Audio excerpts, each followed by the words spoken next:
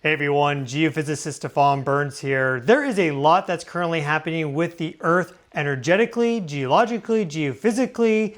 We are also right now in solar maximum. We have some very powerful planetary resonances that are unfolding.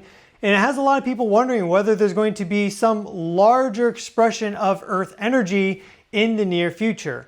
Now, we just had that magnitude 8.8 megaquake off the coast of Kamchatka, Russia. This was on July 29th.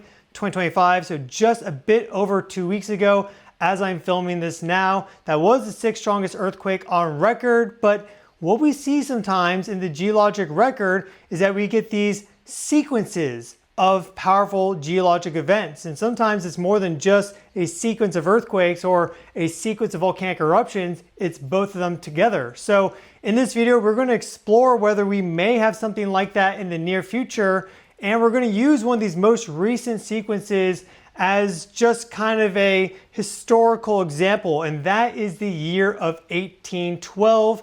There was a seismic reckoning for the United States in 1812. Of course, most of you are probably well aware of the new Madrid Fault, that failed Rift Valley that's about 750 years old, buried underneath the Mississippi. And there was a sequence of powerful earthquakes that occurred there back at the very end of 1811 and 1812. We see here 4 magnitude 7 plus earthquakes. You have a 7.5, a 7.5, a 7.073. There is some discussion as to the magnitude of these quakes. So we know that a magnitude 8 is possible in this area.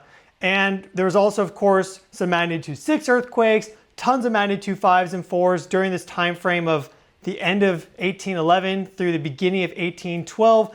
Thousands of earthquakes. This area was effectively shaking nonstop during that period of time. And if there was to be a new seismic event on the new Madrid Fault system now, millions of people would feel that, because the shaking was felt all throughout this region there. And there's, of course, very high population density on the East Coast as compared to the West Coast.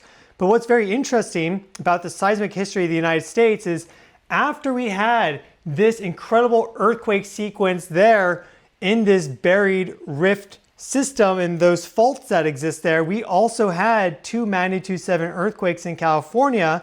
And here we see a very clear connection about how one earthquake can perhaps trigger another earthquake to occur because both faults are near their critical stress. And so we had this magnitude 7.5 on December 8th of 1812. So this is now the end of 1812. And then we see here on the 21st of December, a 7.1 earthquake struck there south of Santa Barbara and to the west of Los Angeles in the channel there near the Santa Barbara Islands. And so this actually generated a tsunami, but it's very clear that we had this 7.5 and then just a couple weeks later, boom, 7.1 off to the west. So the question with that in mind is, did this earthquake sequence here in the new Madrid Fault system perhaps load up these faults on the San Andreas and nearby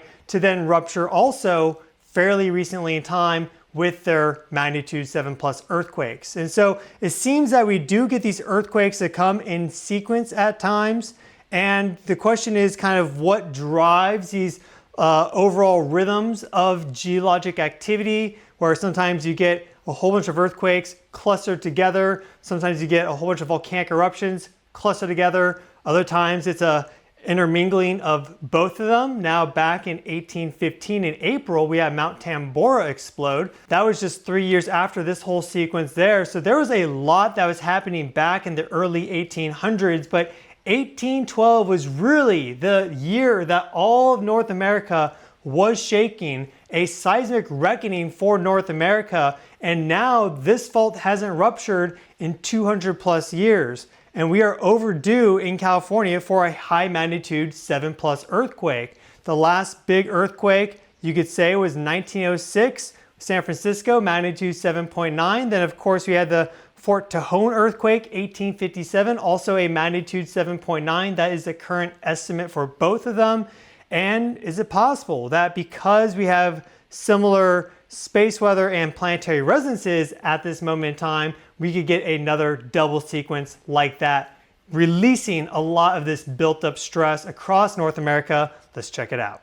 I believe it's important to discuss the potential of these sort of Earth events to occur based off of historical information and also new knowledge that we have gained in the time period since then, because a lot of people could be affected by this. Here we have our seismic hazard map as provided by the USGS for the continental United States. And we see really four main zones. We have, of course, the West Coast there. You see California has these strong red colors. That means a high seismic risk. And then these gray colors there are low seismic risk. You can interpolate in between. So you have the Cascadia subduction zone. That's, of course, a very high seismic risk, magnitude 9 potential. The strongest earthquakes can occur up here near Washington and Oregon. That's a very low reoccurrence interval.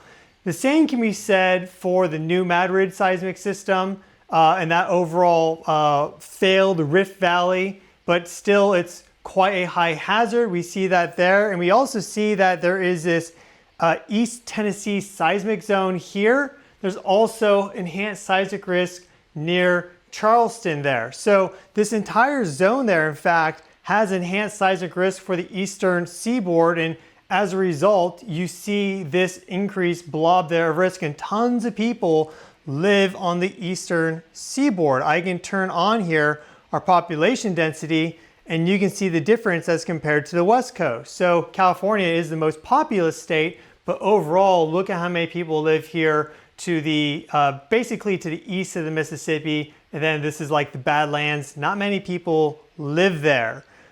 So it's important to track these sort of areas that don't slip all that often, but they do every now and then experience some severe shaking, because these were magnitude 7+ earthquakes. Some people even have them categorized as low magnitude 8 earthquakes. And so we know that magnitude 8 is technically possible on the new Madrid seismic system. And if you go over to California, we know that the San Andreas is locked and loading specifically into zones where the San Andreas bends. So we can see that by turning off our US hazard map, and we see the San Andreas right here. See where it does this bend? That is the zone where you have the most seismic energy gets stored up, because it's difficult for the fault to slip where it's undergoing this bizarre bend in its fault structure. And then also up here near Fort Bragg, you also have another bend in San Andreas. And so you get very few earthquakes in these zones where the San Andreas bends, but when they do rupture, they are the strongest earthquakes across the entire San Andreas fault system. And so the last time all of this ruptured in a significant way was 1857 with the Fort Tejon earthquake, which actually occurred near Parkfield, but it's called the Fort Tejon earthquake because there was so much damage with that fort. And then the last time this northern section ruptured, going all the way from San Francisco to Eureka, and actually even down to like Monterey, of course, they were shaking. A huge rupture of the San Andreas Fault was 1906. So both of those faults are also locked and loaded, but 1857, 1906 are more recent than, of course, 1811 and 1812 with the new Madrid seismic system. But what was so spectacular about that year of 1812 is that both of them ruptured in significant ways at the same time, effectively on a geologic timescale.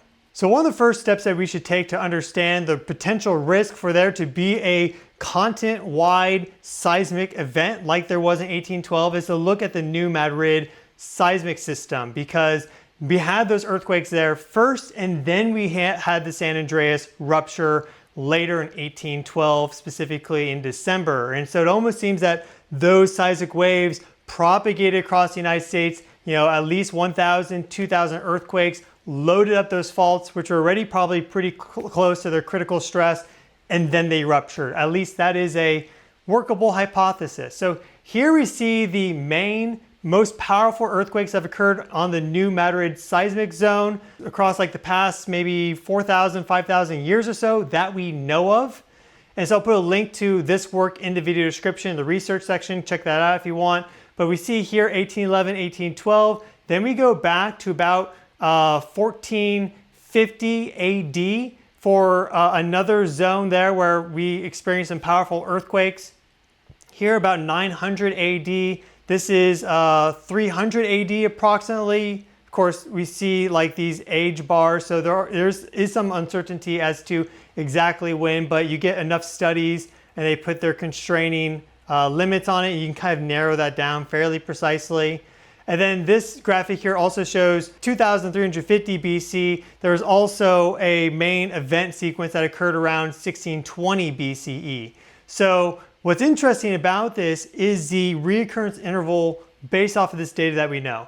So in between these two events there, 730 years, and then going from 1620 BC to 300 AD, it was 1900 years. But look here, then it was 600 years, going from 300 to 900. Of course, there's some ambiguity as to the precise dates for this.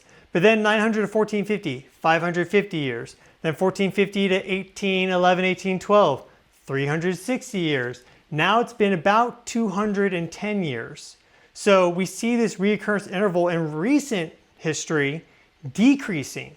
And at that rate of decrease, perhaps we're now at that reoccurrence interval where we could expect high magnitude 6 and magnitude 7, even up to a magnitude 8 earthquake to occur, and more likely actually multiple earthquakes to occur, because those earthquakes that occurred on the new Madrid Seismic Zone, they unfolded across about 3 months or so. So it was nonstop shaking for 3, 4, 5 months. That would be tremendously devastating to the population in that area, because there is a strong liquefaction potential for this zone. You have the Mississippi, it's deposited a whole bunch of sediment across the years. We see these sedimentary layers here, but underneath is the Real Foot Rift. And this is this failed rifting valley from about 750 million years ago, where the continent was starting to split apart, but then it just basically stopped.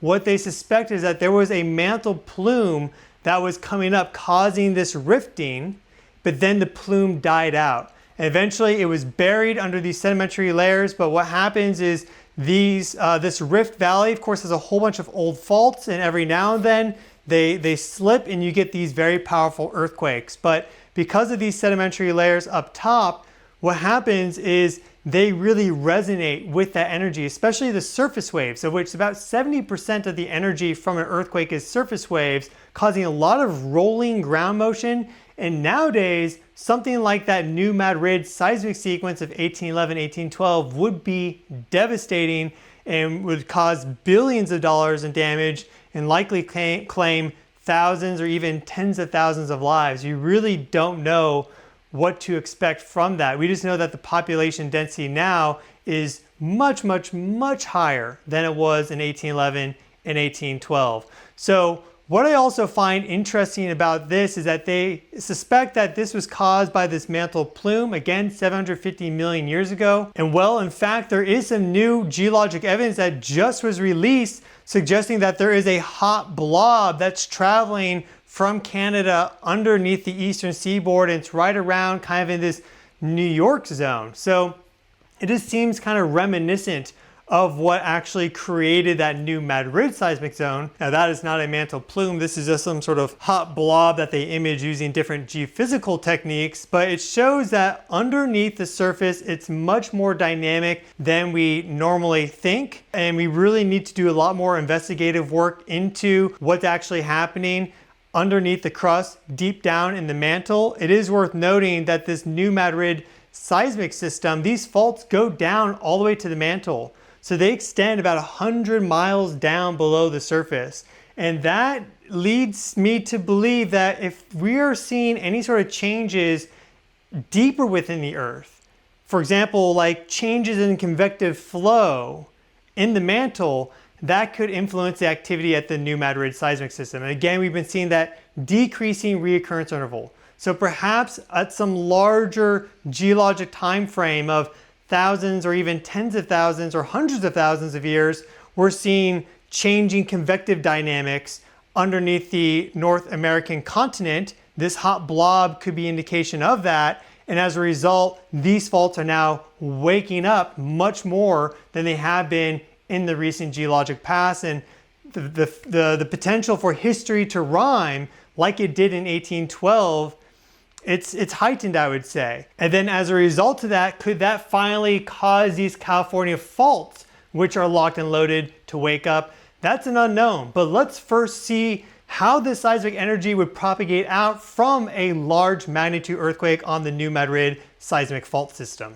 Here we have an animation provided by the USGS for a hypothetical magnitude 7.7 on the New Madrid Seismic Fault System. And we see this energy propagate out very quickly, specifically traveling preferentially along this fault there. We see that strike slip fault right there, and we see the waves moving there to the northeast and also to the southwest. But you do see, just in general, a complete wave of energy moving out in all directions, though it is focused. Notice the intensity of that seismic wave right there in that main zone. So this would be tremendously powerful, specifically near these towns and cities, and Little Rock would definitely get hit very powerfully. Memphis would get hit very strongly. And then going up here, even like Louisville, Kentucky would get hit with some strong seismic waves. Again, the energy from that 1811, 1812 seismic sequence was felt all across the eastern seaboard effectively, except for like the most northeastern states along the coast. So it's felt even up into like Chicago and down into Texas, maybe a little bit, like eastern Texas. It was a very powerful seismic sequence, and it wasn't just one big earthquake, it was multiple big earthquakes. Let's check them out. Zooming specifically in on our New Madrid Seismic Zone, we see 6 earthquakes here on the map. 4 of them are magnitude 7 or greater, and 2 of them are magnitude 6. And don't forget the hundreds of other earthquakes, magnitude 5, 4, and 3, even thousands of earthquakes. So again, this whole area was shaking for 3, 4, 5, 6 months around the time of this main release of energy. But it really started on the 16th of December, 1811. So the very end of 1811, we see that there was not only a magnitude 7 earthquake, but also a magnitude 7.5 earthquake that ruptured very close together. And you'll notice how the Mississippi kind of follows underneath this. So there is a little bit of an idea of maybe the Mississippi and this water flow, is eventually seeping down into that failed rift system and lubricating these faults.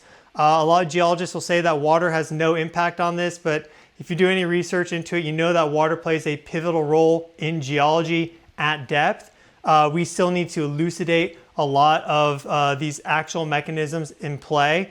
But anyways, we had a magnitude 7 and a 7.5 rupture back to back on the same day, the 16th. We also had this magnitude 6.3 there. That's not an earthquake to, just ignore. A magnitude 6.3 is very powerful and devastating. It's just these are so much bigger. Going from magnitude 6 to a 7, that's 32 times more energy released. So that does make a difference. Then we see here on the 17th of December, so just the next day, this magnitude 6.1, that was a very powerful earthquake striking right in the center of Memphis, at least the current location.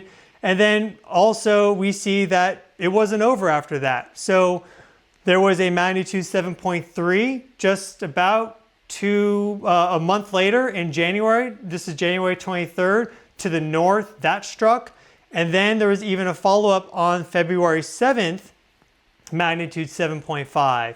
So equal in magnitude to that first earthquake that ruptured on the 16th of December. So that was a very powerful earthquake sequence. Those seismic waves preferentially kind of went this way and that way, but in reality, they rippled out across the entire globe.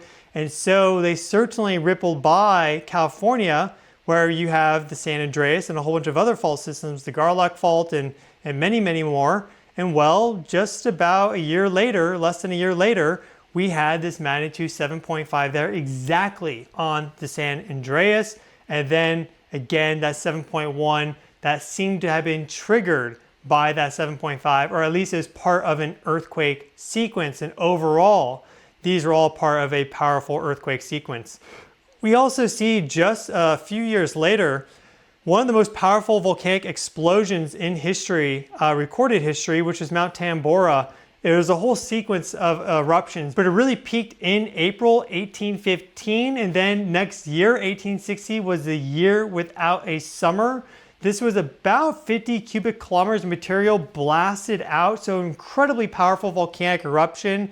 And so it just seems that back during that time frame, going from 1811 to 1815 or so, there was a lot of Earth events that were occurring. Makes you kind of wonder whether there were these other factors perhaps that were guiding this activity or influencing it to some degree. Because if you research into Mount Tambura in 1815, you'll learn that there was a whole bunch of other notable volcanic eruptions preceding 1815 in that eruption. We had some significant eruptions in 1812, 13, 14, and then it seemed to crescendo up to this Mount Tambura explosion. And also, again, if it's related to dynamic changes in the mantle, well, now you're really talking as it relates to volcanoes, and those faults for New Madrid go down about 100 miles into the mantle through the entire continental crust of the North American plate there, which is very thick in this zone.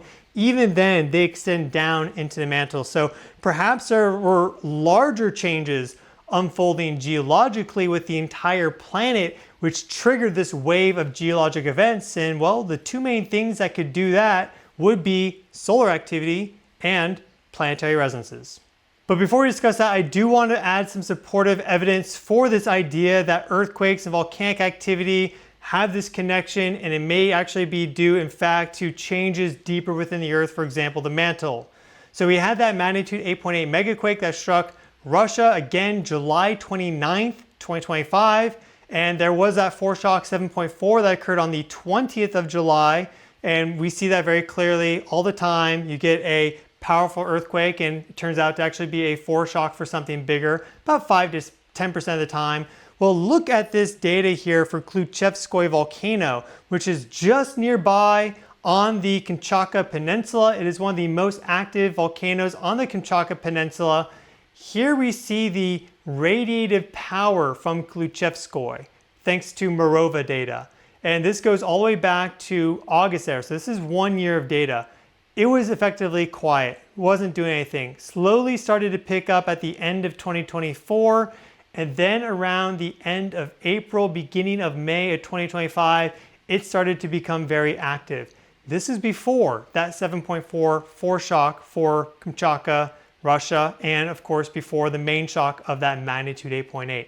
It started to go up, and then it really started to go up, and it reached its peak radiative power right after that magnitude 8.8 earthquake. And so this was clearly showing geologic changes were unfolding in that location on the globe. And well, it's hard to look at this and be able to precisely pinpoint, hey guys, we have a megaquake coming up. But now retroactively, the connection becomes very clear that there was some larger factor at play driving both of these systems towards a geologic climax, that being a very powerful eruption after that magnitude 8.8 megaquake. And in fact, we also have Kamchatka volcano, which has been inactive for about 600 years. It also started erupting immediately after that magnitude 8.8 earthquake, just days afterwards. So showing this very clear connection about how this seismic energy can propagate out and disturb other geologic systems. This geologic evidence here suggests two things. A, seismic waves traveling out can destabilize other geologic systems nearby, whether these are faults or volcanoes. And B, that there can be other geologic forces at play which are much larger in scale, causing both earthquakes and volcanoes to destabilize at the same time, effectively. And that's what we saw here most recently with this magnitude 8.8 megaquake. So what's driving these geologic events to occur? Well, there's many things. Of course, you have the Earth itself. It has its own geologic rhythms. There's plate tectonics. You have, for example, convective cycles of the mantle, magnetohydrodynamic forces in the mantle, these magnetic flux lobes that push out. You have changes to the geodynamo, perhaps even changes to the georeactor within the planet. You have geomagnetic reversals and excursions. There's a whole bunch of things that the Earth does which may or may not be linked to external factors. Some of them certainly are internal. But if we had to look to external factors, one of the main things, probably the first thing that we would look at would be the sun, because, well, without the sun, the Earth would be pretty cold and lifeless. And a lot of the normal geologic processes that exist here on the planet would not exist here. So it makes sense that the sun has an influence, a very strong influence, even a governing influence over the Earth. So here we can look at our solar cycle progression from before 1812 through and after 1812. And well, we see a couple interesting things. This is solar cycle 2 right there. This is solar cycle 3, solar cycle 4.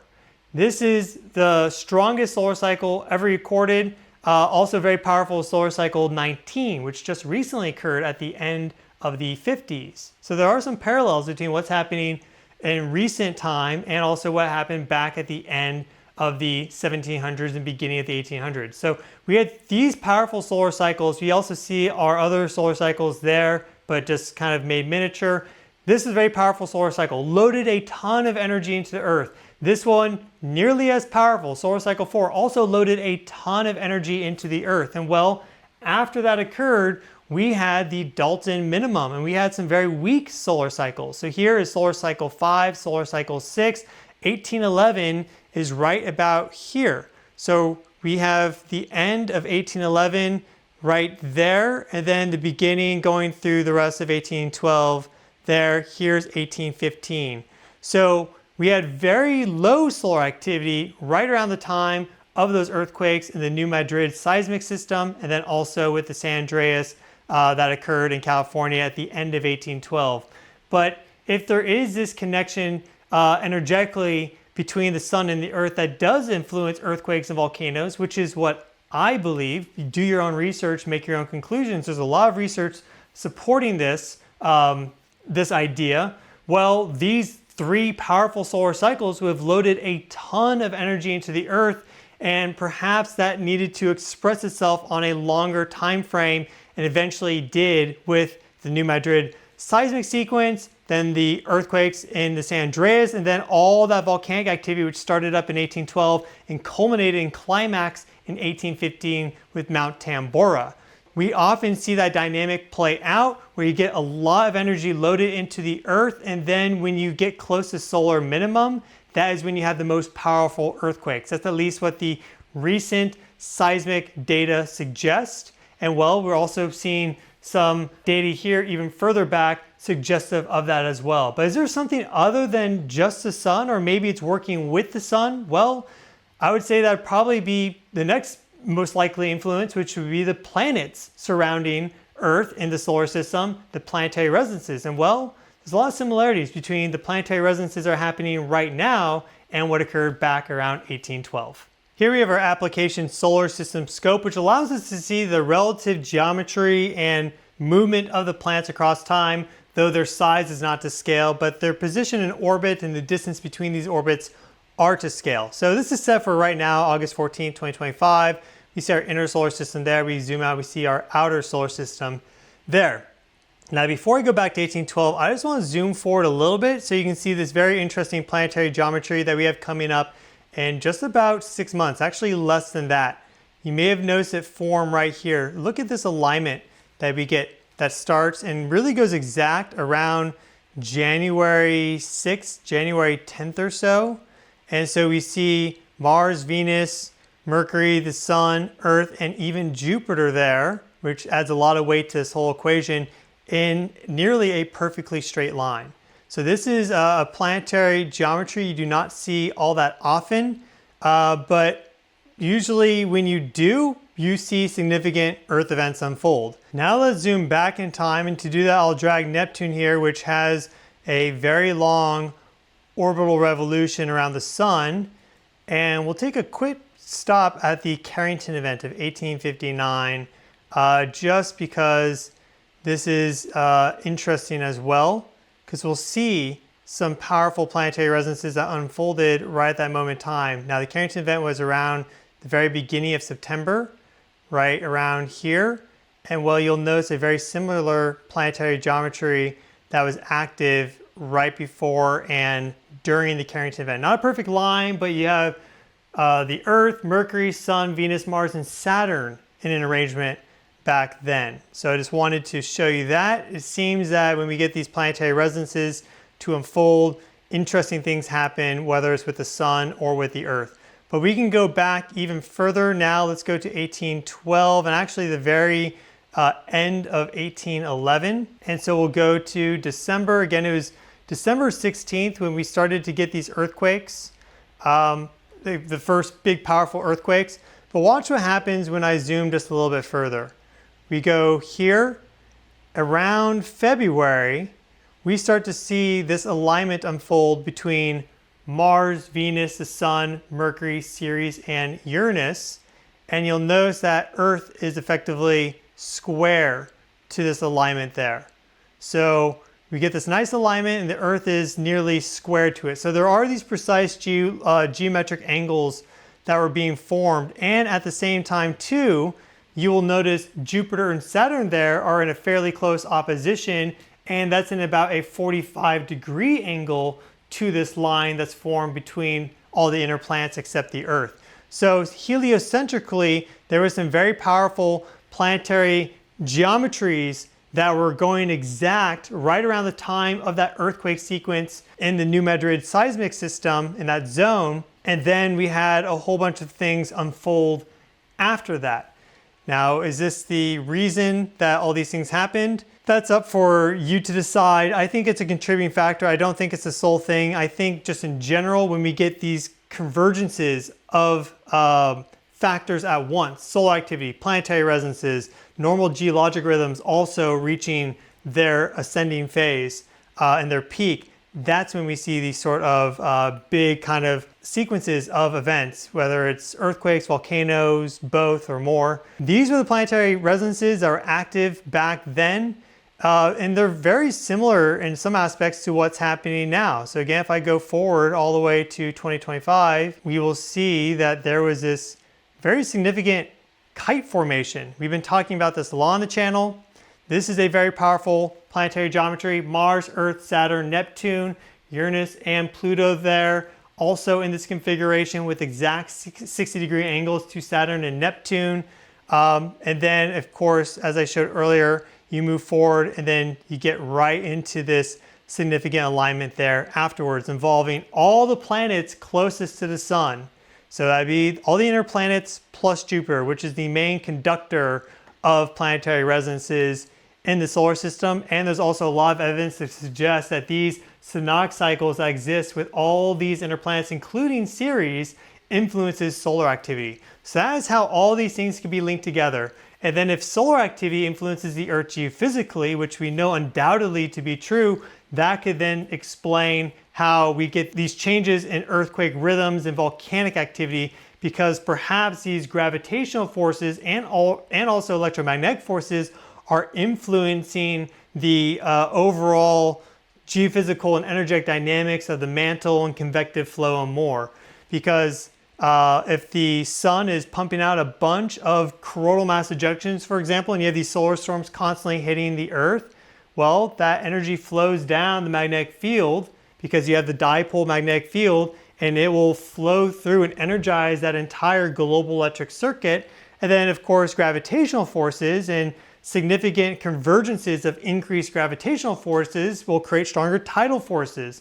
And the question is, how significant are those? We know that the changes in those gravitational vectors exist. It's really just a question of significance. And I think across a geologic scale with the Earth, they don't actually need to be that big. Sometimes it's just a small change that can then cause this domino effect to unfold. And so when we get these sort of gravitational alignments, I think that also has a very profound effect on the Earth. And it's not like we never see these things. In fact, as we just went through in this video, we see them all the time on the geologic scale, but they do seem to be linked to significant events that unfold here on this planet that affect us. 1816, after Mount Tambura erupted, the year without a summer. Nowadays, if the New Madrid Seismic System was to rupture, millions of people would be affected. Same if there was to be significant earthquakes on the San Andreas Fault in California, because that's the most populous state in the United States. And then, of course, there's other areas across the globe that resonate with these forces and are also ready to go.